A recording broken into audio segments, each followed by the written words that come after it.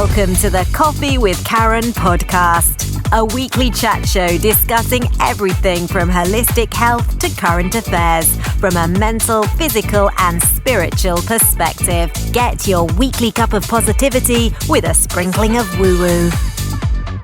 We're live, so welcome to a Coffee with Karen, a cup of positivity with just a sprinkling of woo-woo. So this show each week, my guests, well, we normally tend to have a holistic health theme, I suppose, but all the guests will give a perspective from either a mental, a physical or a spiritual perspective, or any combination of all three in general. Your host, my name's Karen Roberts. I do help women who have sort of lost their mojo. So my 10-day challenge is called Finding Mojo, helping them get back on track. And then really my focus is helping other health and wellness practitioners build a business online using social media without being a salesy weirdo. There we go. So today's guest is a little bit different. I would say it's definitely linked with the mental, from a mental perspective, and quite an interesting topic today.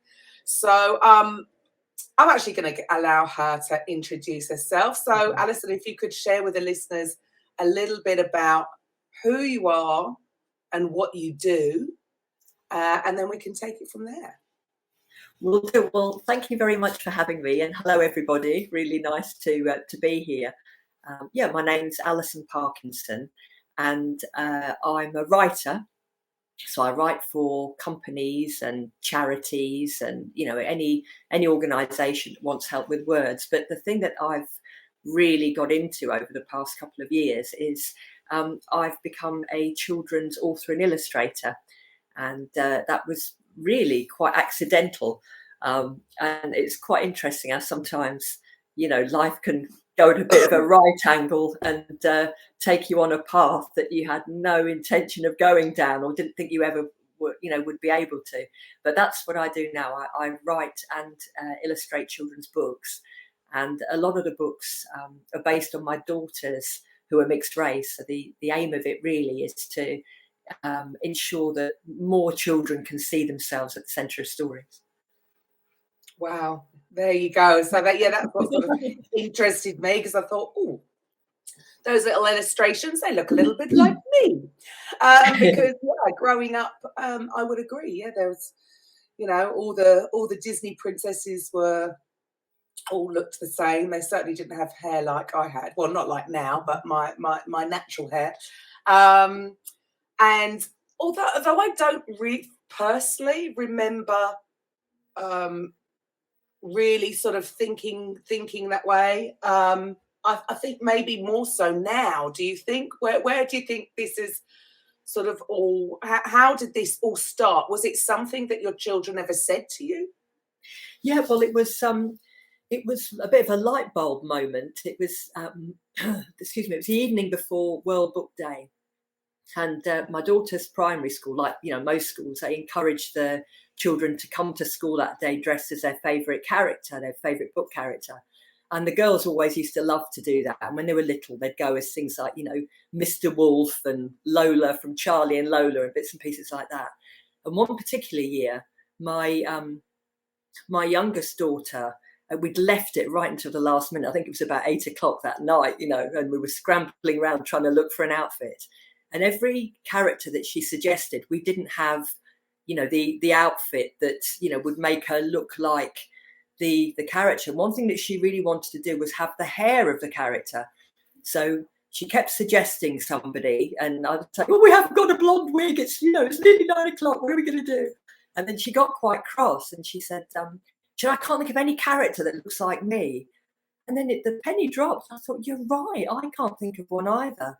So and then just literally out of the blue, this story idea popped into my head, and I thought, do you know what? I'm just going to start, writing a story about this girl, and then it all, developed from there.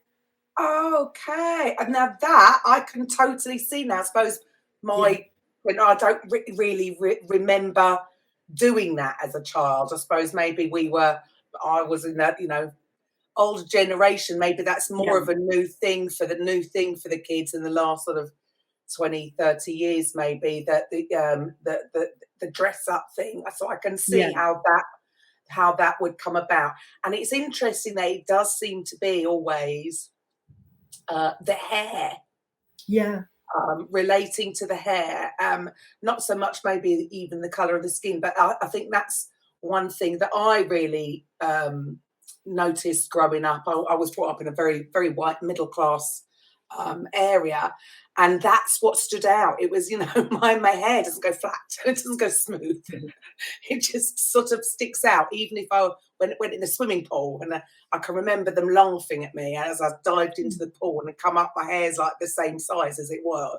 And I think that was the one thing that really affected me growing up, was the hair, not having the hair that goes smooth. So it's quite interesting you say that's what was bothering your daughter. And maybe that's what's brought this about, is made them realise that, there's no characters on the TV, there's no characters in books that maybe look like me. So, so how long ago was this that you sort of had this? It was about about 7 years ago now.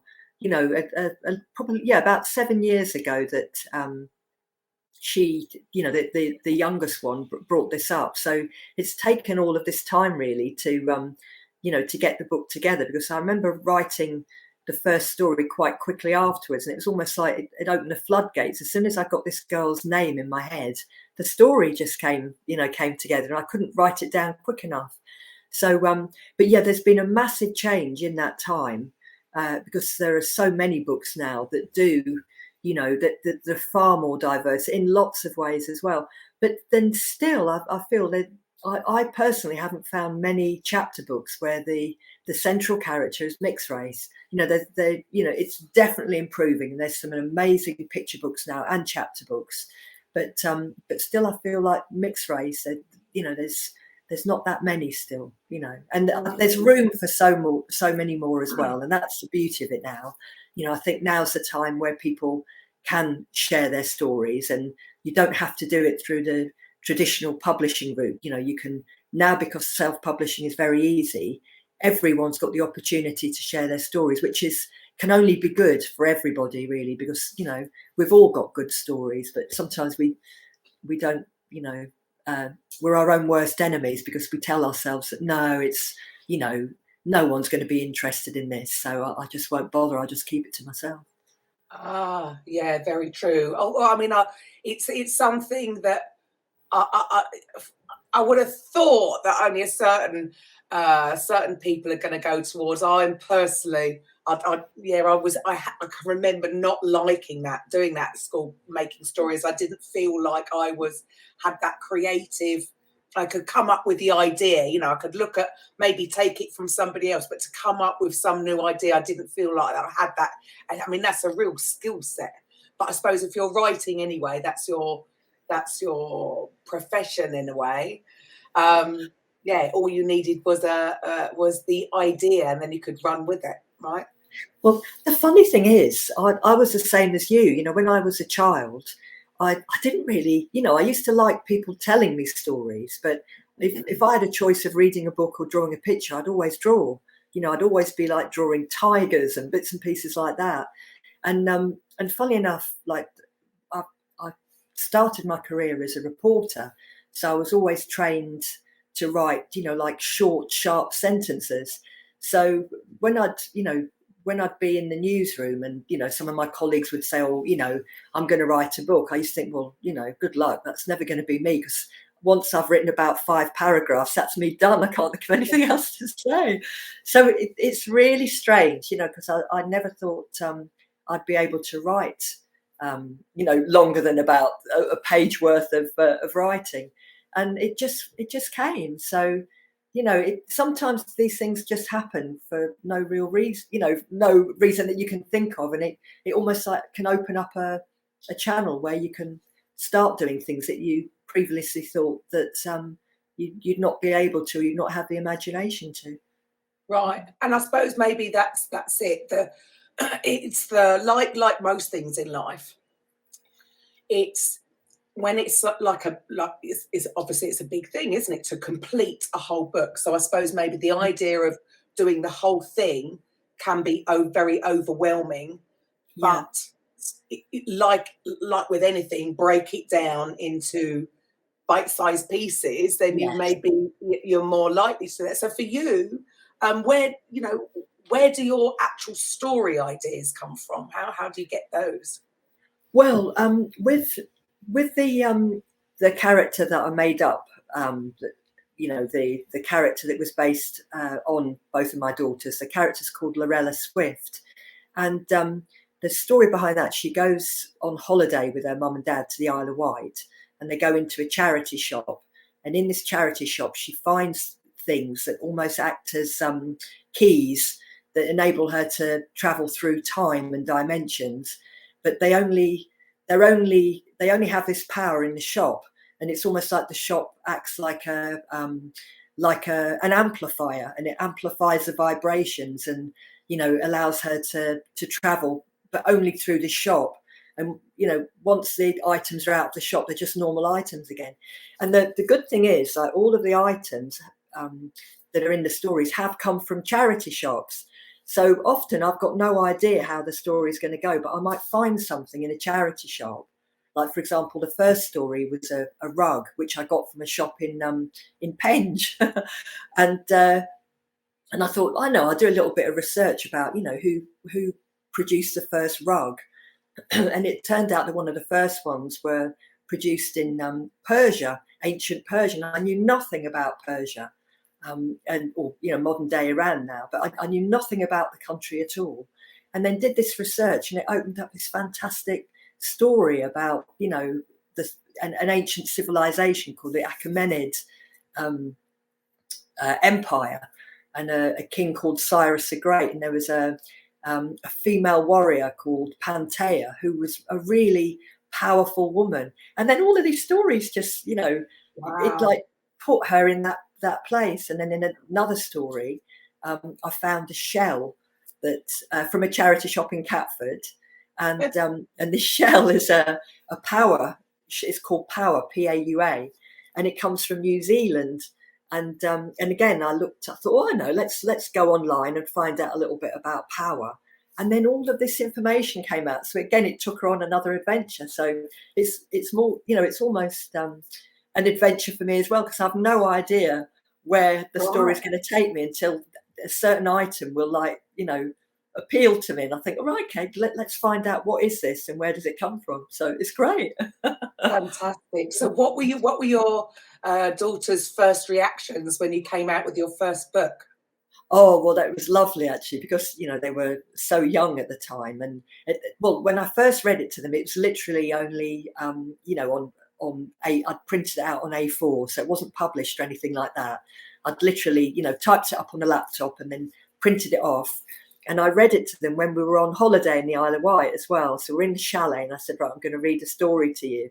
And and it was lovely. It was a really lovely response. And the one of the most beautiful things for me as well, the next World Book Day, my youngest daughter went as Lorella Swift. So, and that's the character, and it's laughable really, because I bet her friends were thinking, who's that? Who are you dressed as? I've never heard of her, But she took to it so much that she decided to go as Lorella, and that was beautiful. That was the icing on the cake, really.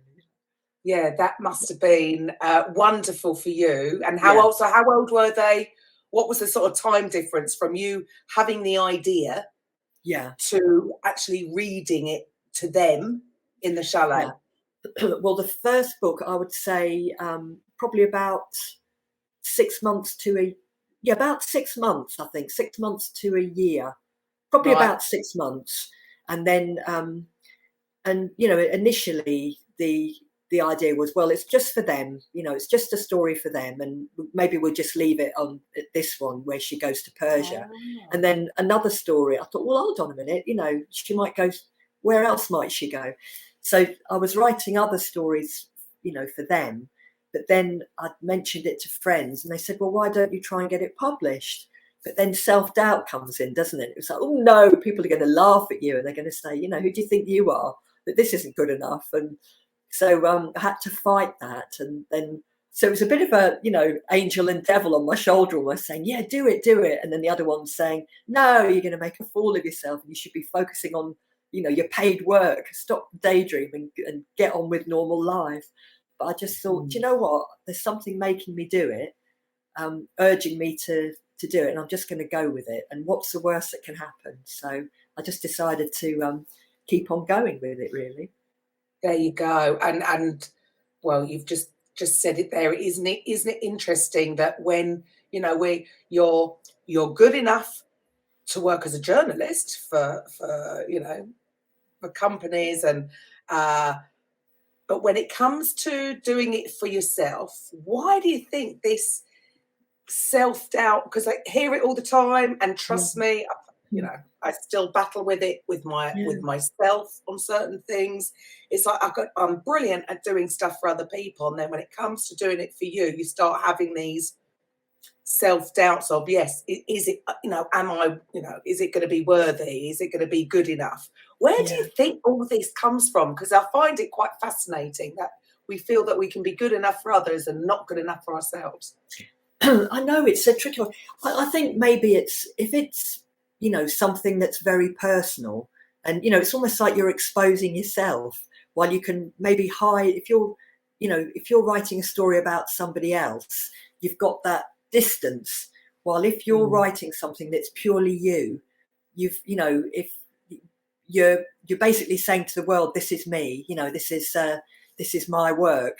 And so maybe it's the fact that, you know, you're almost like exposing yourself. But I really do feel, though, that maybe it's something that I'm finding as I'm getting older.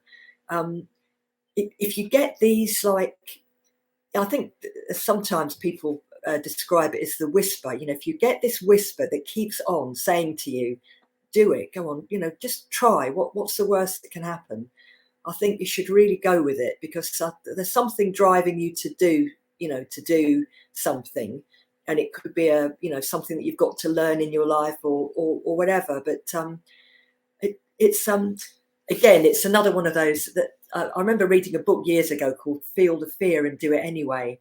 And I love that, the idea of, like, you know, there are going to be things in life that are going to be really challenging, but, like, just try it. What's the worst that can happen? And that's what I've, you know, been telling myself, really. It's like, just go with it. And for example, you know, I'm quite happy to say to people, you know, you know, a few years ago, I'd have been quite happy to say to people, yeah, you know, I used to be a reporter, la la la, I write for business, la la la. But then to say I'm an author, it was almost like, oh no, I can't say that. Who do I think I am? And now I'm thinking, well, I am, you know, so what, you know, so it's almost like sometimes being your own cheerleader. It's like, you know why you're doing it. You're not just, there's a reason why you're doing it. So, be proud about it and just say it. And that's what I want to really encourage other people to do as well. Because I bet most of us have got the same thing, where there's something that we've wanted to do in life, and it might become more important as we get older. And there's so many excuses that we can, you know, make up for ourselves. Say, no, well, I'll do it tomorrow, or, you know, I haven't got time to do it because so many other things are a priority. I think sometimes you've got to just say, look, I've got to do it. And, you know, and I'm not doing it for like an ultimate aim. Because sometimes things change. Just do it for the love of it, you know, and then just see what happens from there. You know. There you go. Brilliant advice, because I would 100% agree with that. There's something that's gone on with the whole sort of system that we will, obviously, people are busy. They've got to put food on the table. So all these excuses can come up. Yeah. And again, maybe even thinking that it's such a big project. Oh, it's too big. Whereas, you know, break it down. You don't have to do it all in a week. Yeah. Right?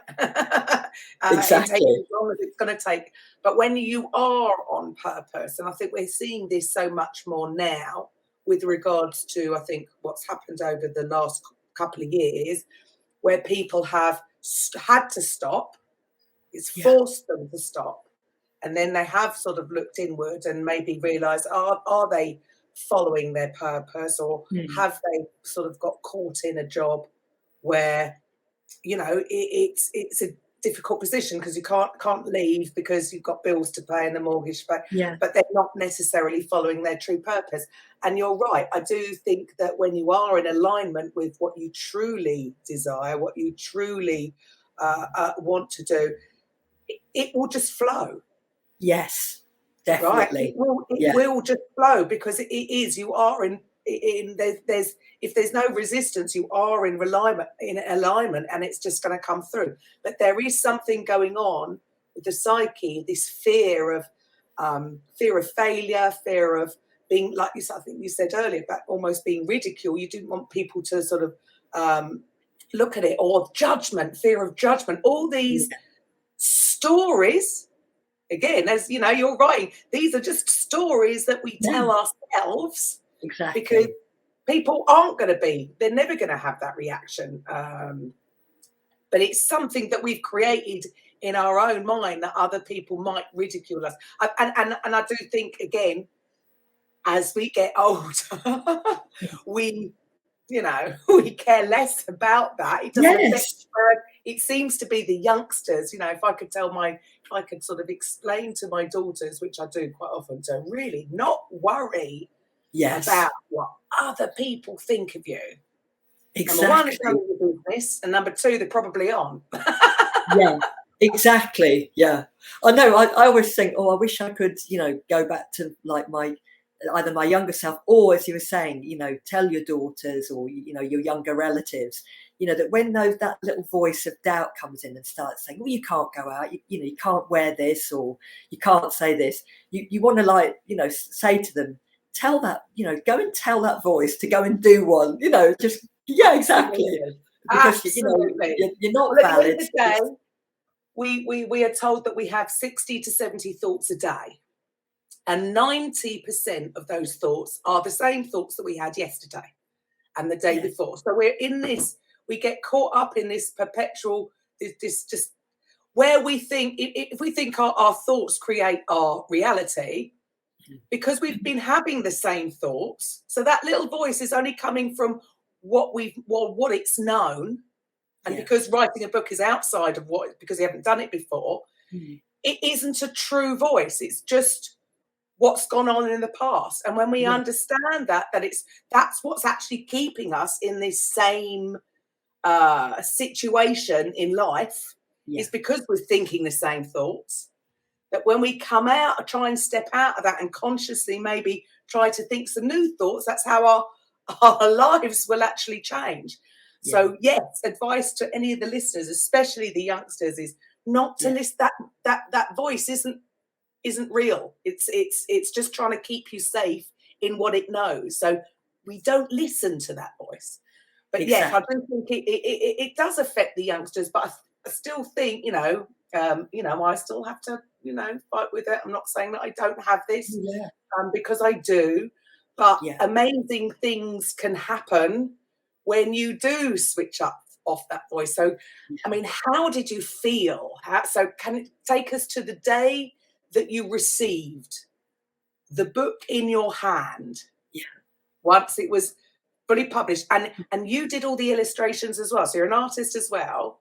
So how phenomenal. You illustrated it, is that right?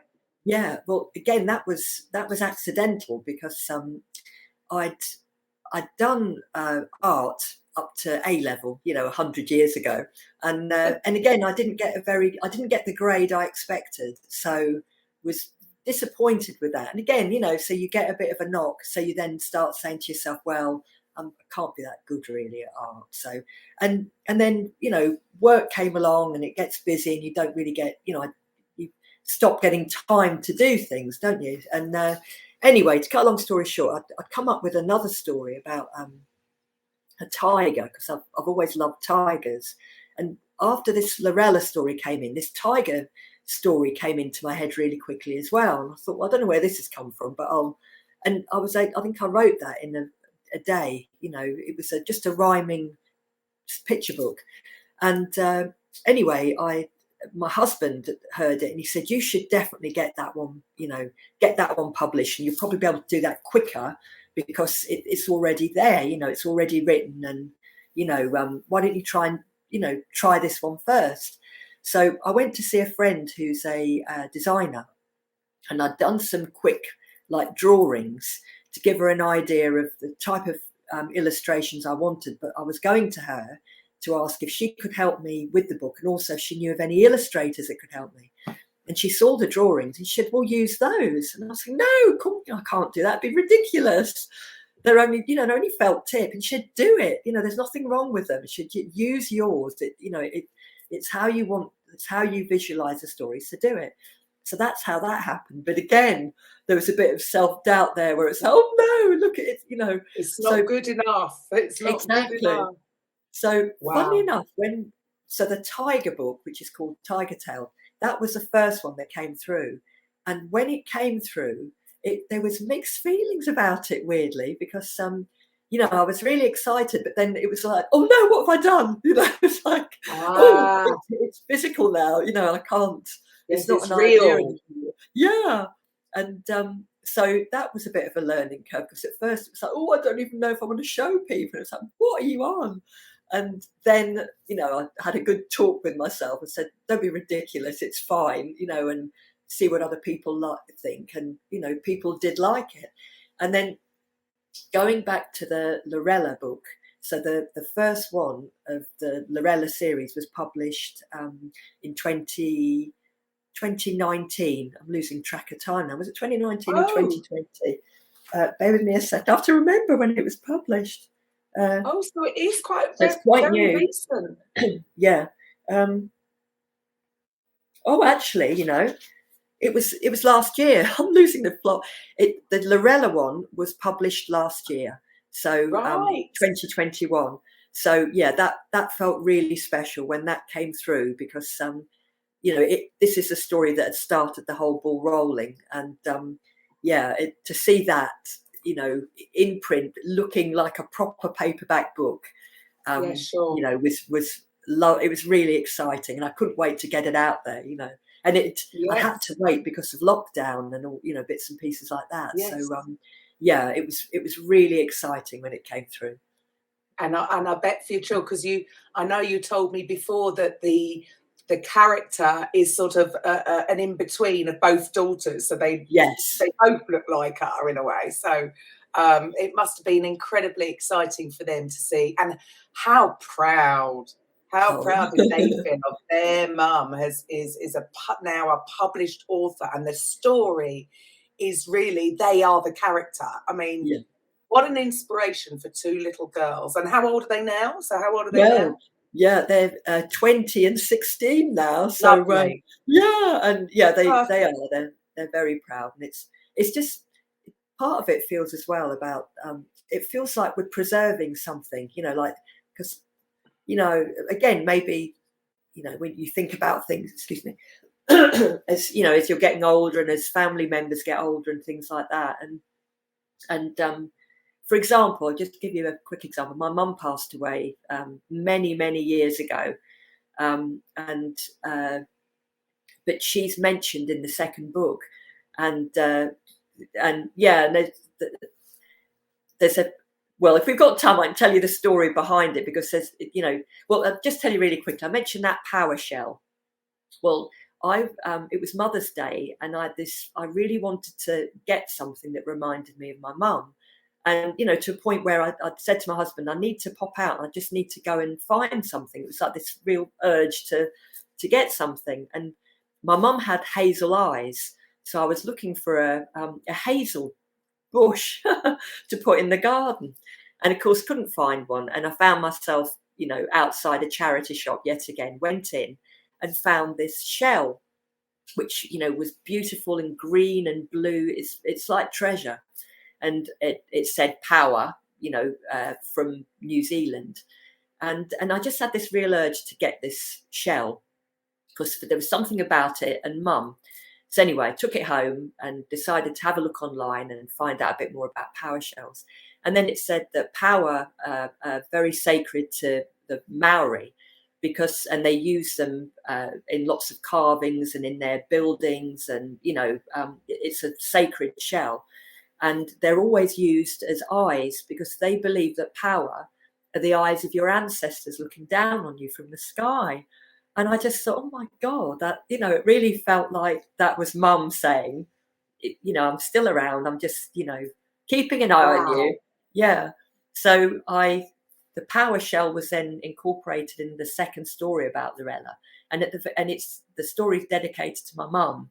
And at the end of the book, I explain about buying the power shell and the fact that it was on Mother's Day and what it meant. So I feel by doing that, my mum's eternal now because she's in that book as well. Yes. So somebody might read that book 50 years from now and they'll learn about my mum. And I just thought, it's keeping all of the family eternal, Yes. Well, you've created a legacy, haven't you? You've really created a legacy. And what are your children going on to do? Has it inspired them to do anything different to what maybe they thought they were going to do? Because I suppose for them now, like the world's their all oyster. Yeah. I mean, 20 and 16 obviously is very young. My girls are just, doing what they need to do for now. It's not their eternal career. But has it changed their thought process on what is possible? Yes, I hope so. I hope it's given them the, this idea that, just go for anything you want to do. Don't ever limit yourself by saying, well, that, I'd love to do that, but that's not me because, I'm not X, Y, or Z. It's like anything is possible. If you think that you can do it, just try. And it's not like, oh, okay, if you think you're going to do it, the fairy's going to wave a magic wand and hey presto, you'll be there the following day.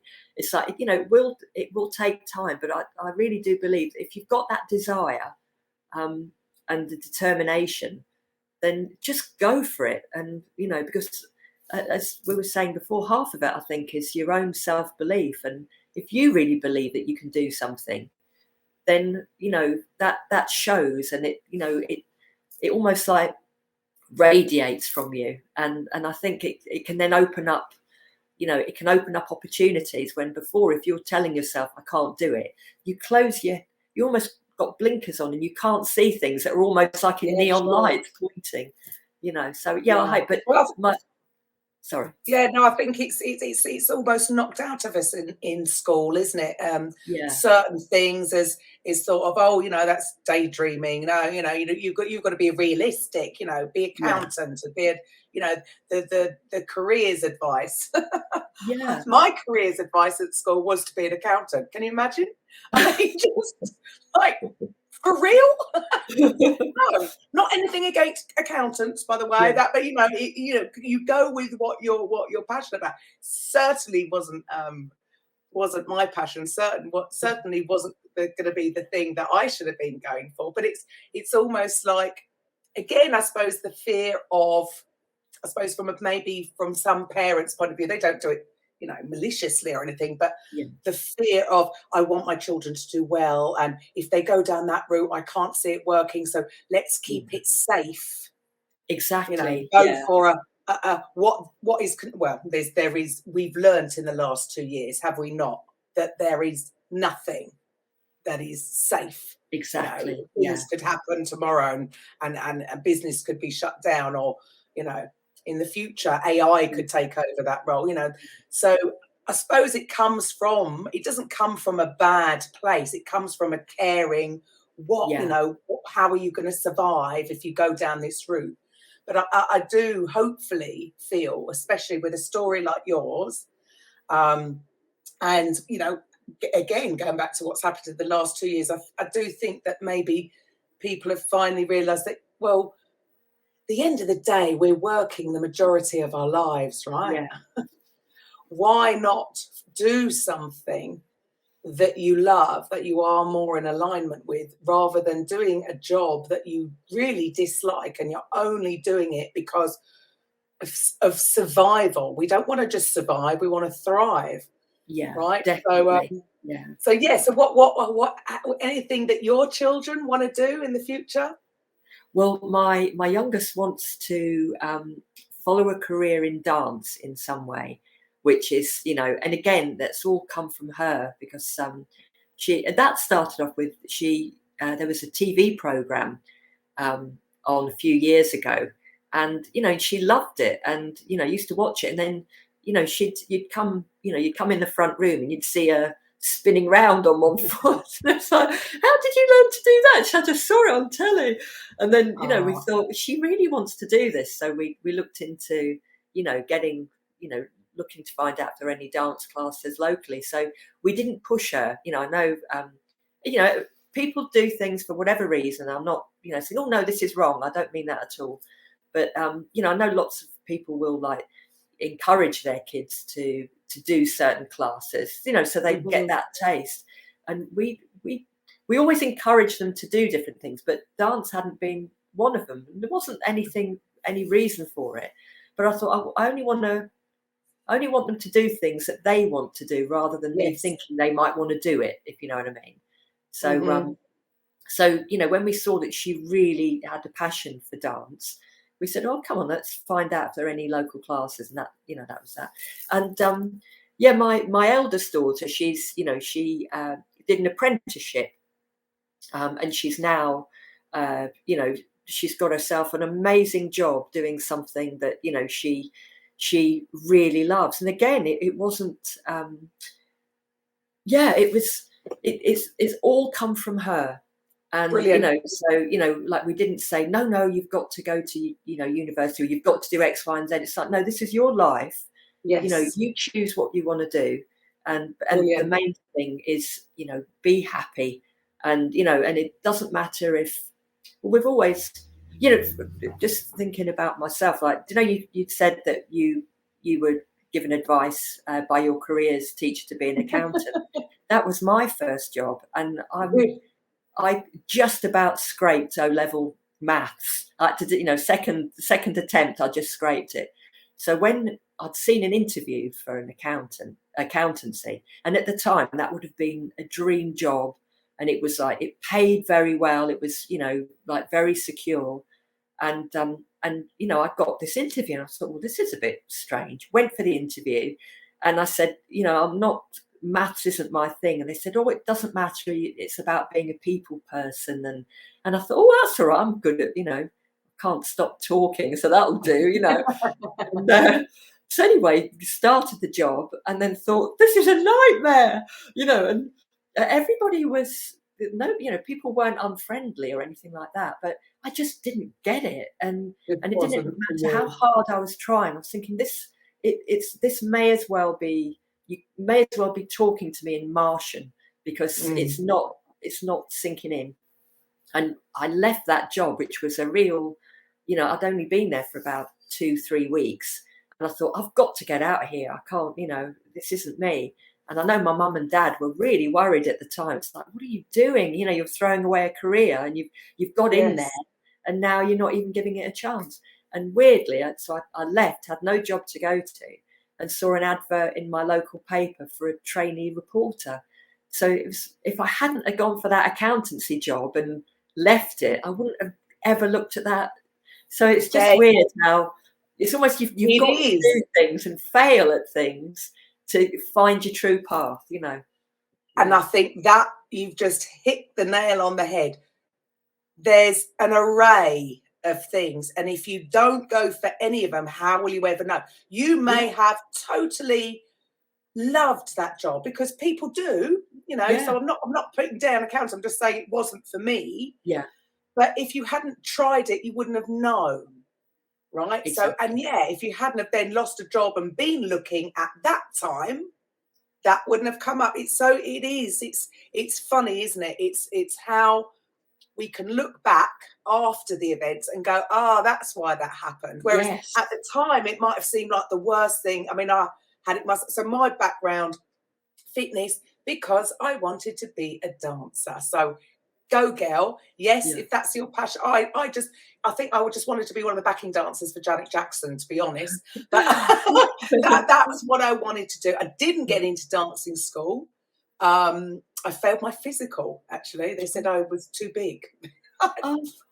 I couldn't lose enough weight. I don't think they'd say that now. I got through the audition, but failed the physical, and I was mortified. But then I was introduced to fitness. It was a Step, I think, when Step launched back in the early 90s, and it was like, oh, I can dance around a studio and still get paid. So that was sort of the next thing. And then I had a quarter of a century in that industry. I absolutely loved what I did. So it did stem from doing. I've always been one for a little bit of a rebel, I suppose, but always gone for things that I wanted to do. It wasn't about the financial side of it. I wanted to enjoy doing what I was doing. And I think really that is got to be the advice for everybody. So for you, I mean, you're obviously encouraging, number one, you're trying to encourage children to see themselves of the centre of the stories, right? And how are you doing this? You are you working with schools in any way? How are you doing that? Yeah, well, I'm a governor at my local school in Catford, Sandhurst Primary School, and that's where both daughters went. So I'm a governor there, and I support them wherever I can in terms of, they're a great school. They've always been, a really fantastic school where they're, really encouraging children to see themselves as successful. And it's like, you place yourself in the center of the story. So they've always done that, and I've been helping them looking for books and links with local bookshops where there are more diverse books now, so to make sure that their library is really diverse, and it always has been. It's building on the great work that they've been doing. But I also do wherever I can. I do school visits. I do storytelling sessions every Thursday morning at my local library. These are for really young, preschool children. But again, it's sharing lots of different stories with them. And, so giving them a taste of lots of different, scenarios and different characters. And I, wherever possible, I'll go to book fairs and, author events and things like that. And, or festivals. And, as well as selling my books, it's, telling children about the stories and also showing them the illustrations and saying, look, I did these with pencils and felt tips. And so that means you can do drawings like this at home too, or at school if you've got, felt tips and pencils. So don't think you have to have like an artist's easel or something like that. If you've got a bit of scrap paper and some pencils, even, just you can do a black and white picture with, with a normal writing pencil. So, just have a go. So that's what I try and do wherever possible. Whenever I get the opportunity to speak to children, it's telling them about the stories and then saying, well, put yourself, why don't you have a try of writing a story and putting yourself right in the, you're the hero in the story, and where are you going to take yourself? What are you going to do? And because that's what life is. Yeah, right? Exactly. Yeah, you are the center of your own story. And I would agree that maybe some people feel closed in because they feel that there's, which is only a story they're telling, going back to that, that there's nothing for them. And I suppose, so something comes to mind, which I do think is brilliant. I've got to admit, growing up, I detested period dramas, but again, because there was never going to be me in them unless unless I was a slave that was bought and sold. So obviously there was no interest in that growing up. And so what's changed now? I mean, I can't believe I've watched both seasons of Bridgerton because they've changed the whole thing. There's all sorts in high roles, the Queen, and so I don't think I'd ever really realised. Well, I suppose it is more of a modern take on it. But I didn't like the fluffy period dramas. But maybe subconsciously, there was something going on that, I'm never going to get a good part in one of those. I know. And actually, I can remember I did ballet. The reason I wanted to be a dancer, I did ballet all my life. And my ballet teacher, very old-fashioned, very strict ballet teacher, told me when I was about 7, you'll never be a ballerina because of the colour of your skin. And it absolutely floored me. And, obviously something that's stuck in my memory all my life.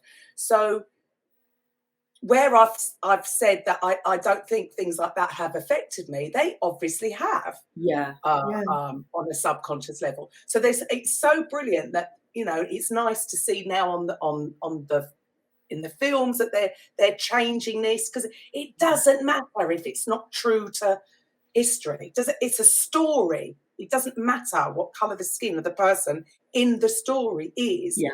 So, I think what you're doing is a phenomenally important thing, because, these kids, the kids that go, wayward, they just really believe that there's nothing else out there for them and they can't do anything. So then they choose to go,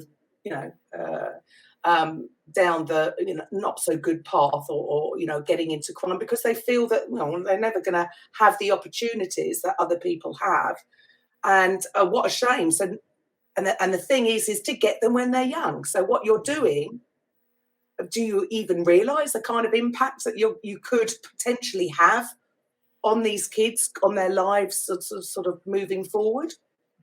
Well, I do feel, excuse me, I don't want this to sound really corny or, pretentious, but I do feel very privileged sometimes when I've been in situations where a child will see the book and it has an effect on them. Like, for example, I was at a fair last year, a summer fair, and it was the first time that I'd been able to physically get out there, see people face to face, and start promoting the Lorella books. And a little girl came over, mixed race girl, and she came and had a look at the books, and then walked away, and then came back with her mum, and she could tell she was quite shy.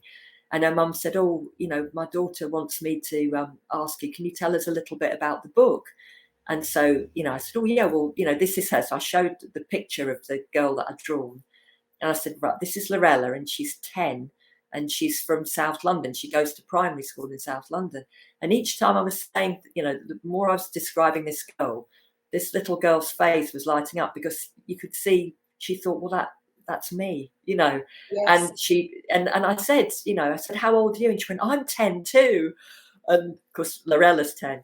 And so she bought the book, and I just thought, do you know what? If that one child reads that book and and loves it and sees herself there, sees herself in ancient Persia, being a hero, and funny and brave and all the other things, and not like you were saying before, with some stories, it's almost like, okay, if you are going to be a black character, you're going to have to be a victim of some sort, or victim or the bully, it's something to do with crime, and it is. So again, we don't know what kind of effect this has day in, day out on the psyche of people. I mean, my mum actually changed my primary schools because she went to the parent evening, and the teacher said to her, well, I can't understand how well she's doing for a West Indian. Oh my God.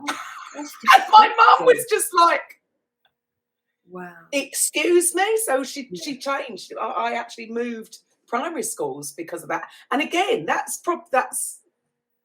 could have had an effect on my psyche, hearing all these sort of negative things. And you're right, there's so much that, whenever you used to see it is all changing. Yeah.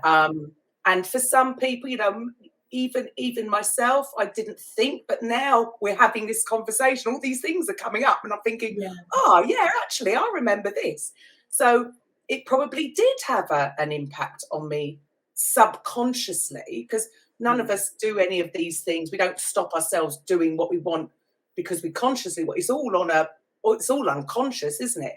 Yeah. From the knockbacks you have throughout life. So how amazing for you to really know that you really could have an absolutely massive impact on people to really just, and I suppose that's the message, isn't it, for everybody to know that anything is, it doesn't matter, anything, if you want to do it, go for it. So I know you went down the self-publishing route. Was there any particular reason why you did that? Well, I didn't really know, I didn't know a thing about how to publish a book. I hadn't got a clue. And so I automatically thought, well, you know, the only way you can do it really is through a traditional publishing deal. And so, you know, I thought, well, how do you do that? You've got to get an agent, and then they try and find a publisher for you.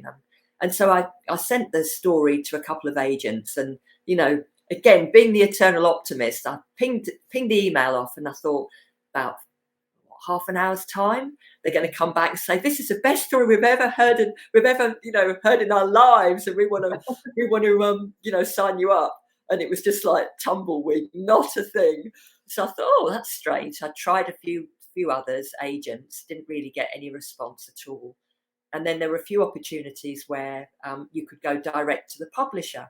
So I entered it was like an open submission where you could send your stories to the publishers. And I got one response, which seemed really positive. And they said, yeah, we like the idea. It could do with a bit of development, you know, but try again. And so I replied again, and obviously somebody different saw it, and it was just like no, you know, we're not interested. So I started thinking, all right, now I've tried a few. Maybe my story isn't good enough, and you know, unless I can get a proper traditional, publishing deal, I'll probably just leave it as just a story for my daughters, because obviously it isn't good enough. And then weirdly, I'd been asked to do some blogs for some clients, and I thought, well, you know, I'll do a blog course, because I think I know how to do blogs, but I'm going to do a course so I know exactly, you know, what the difference is between a blog and, you know, writing general content for a website. So I saw this blog course run by a person called Melissa Addy. And at the very bottom so I signed up to the blog course, and at the very bottom of the course information, there was some blurb about Melissa, and it said, Melissa Addy is a self-published author who specialises in historical fantasy.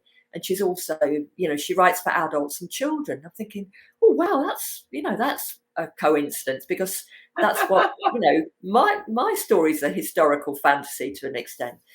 So I thought, you know what, I'm going to, as well as doing a blog course, I'm going to do a self-publishing course. And it was a total eye-opener. And, you know, because I'm thinking, she's the writer in residence at the British Library. And I'm thinking, well, if she's self-published, she's successful, her books are really good quality, then there's nothing, you know, why am I saying that self-publishing is somehow like an inferior way of publishing? And she explained it, you know, she was just saying, you know, it just opens up opportunities now for so many more people. And she was saying it still has to be good quality. You know, you have to compete with the traditionally published books. So your stories still have to be good quality and have to be printed. You know, the actual finished product needs to look the part as well, you know. So, but she said, you know, go for it, you can do it. And it was as a result of that course that it completely changed my mind about self-publishing.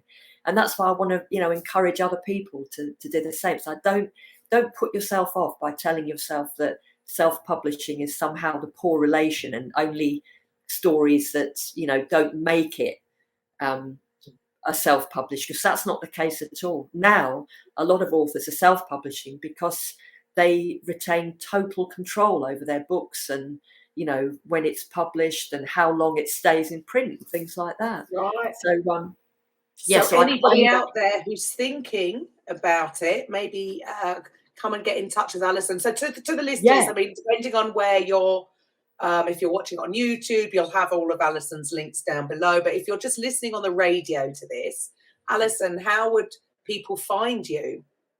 Yeah, well, they can go to my website, which is called Tiger's Eye.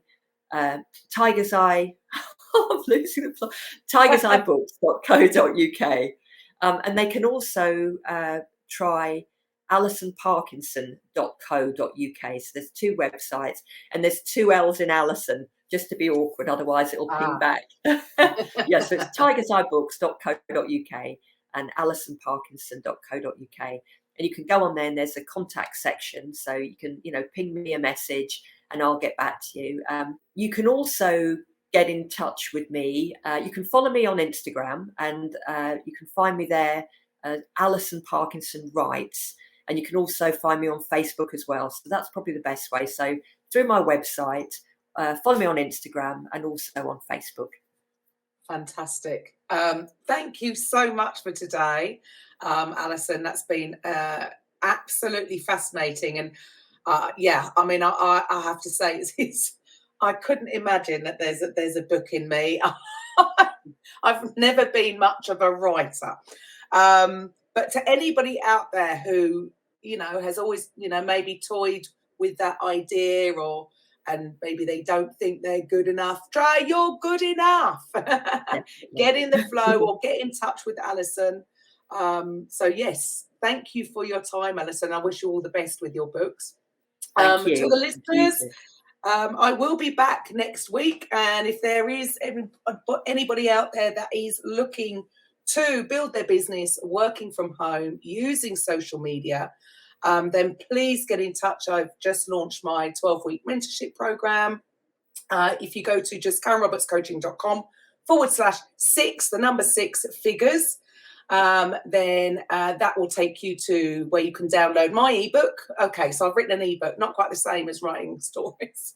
But you can download my ebook and infograph from there. And if you'd like to join my Facebook group, then you can from that. And obviously I will be back next week with another Coffee with Karen. So Alison, finally, do you have anything in the pipeline? Are you currently focusing on writing a book at the moment? Yes, yeah. I'm writing the third Lorella adventure in the series. I've also written another tiger book, especially because I thought, well, I have to. It's the year of the tiger. So I've written that, and I've got 3 more illustrations to do.